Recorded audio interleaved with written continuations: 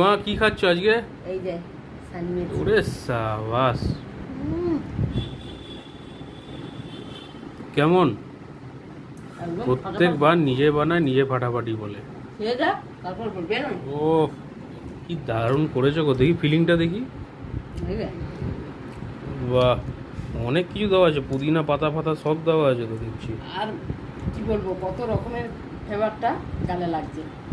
খেয়ে দেখ, তারপর বন্ধুদের বলবি আমি শুধু মিথ্যে কথা বলছি। ফাটাফাটি লুচি তরকারি সব কিছু খেয়ে মানে অঘেন্না হয়ে গেছে। এখন এটাই করলাম। চিজ, ক্রিম ভরপুর, পনির, মাশরুম, ক্যাপসিকাম, দু রকমের হার্বসের ফ্লেভার পাচ্ছি। দারুণ করে, দারুণ। এটা কোনো রেস্টুরেন্টে খেতে গেলে বন্ধুরা ভালো মতন পয়সা নেবে।